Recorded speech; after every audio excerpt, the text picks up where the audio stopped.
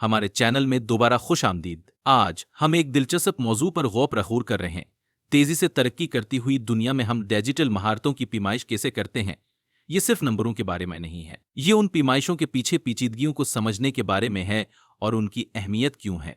हमारी रोजमर्रा की जिंदगियों में पैमाइश दुरुस्तगी और भरोसे के लिए बहुत जरूरी है, चाहे हम केक बना रहे हों या अपने माली मामलात का इंतजाम कर रहे हों।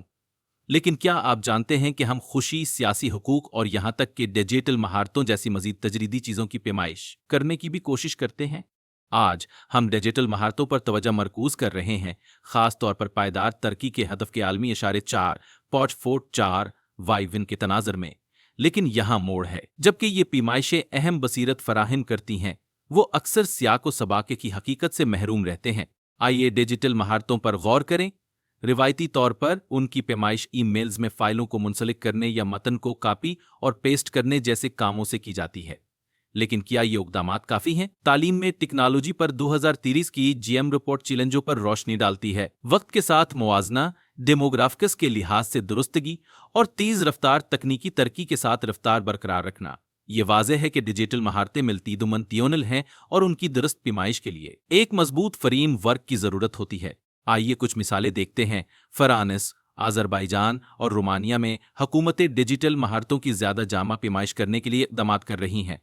मिसाल के तौर पर फ्रांस 16 काबिलियत पर मबनी फ्रेम वर्क का इस्तेमाल करते हुए तलबा की डिजिटल महारतों का जायजा ले रहा है, जबकि अजरबैजान ने 13 बड़े पैमाने पर डिजिटल महारतों का जायजा लिया और Romania national digital skills frame work पर काम कर रहा है।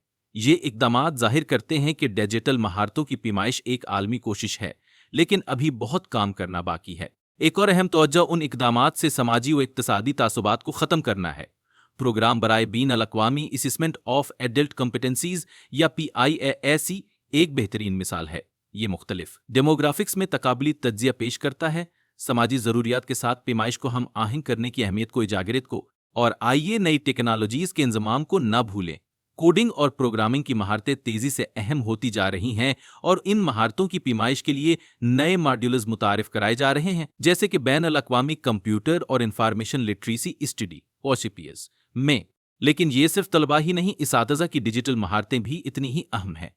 इसातिज़ा के लिए डिजिटल काबिलियत का फ्रेम वर्क या डिकॉम्पेडू असातिज़ा को उनकी डिजिटल काबिलियत का खुद अंदाजा लगाने में मदद करने के लिए तैयार किया गया है।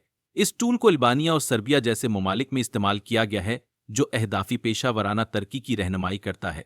ताहम इसातिज़ा की डिजिटल महारतों के मारूज़ इक़दामात अब भी नायाब हैं, लेकिन ICILS 2025 की तरह नई कोशिशों का मकसद ICT के लिए तदरीसी तरीकों और क़यादत पर तवज्जो मरकूज करके उसे तब्दील करना है। तो ये सब क्यों फ़र्क पड़ता है?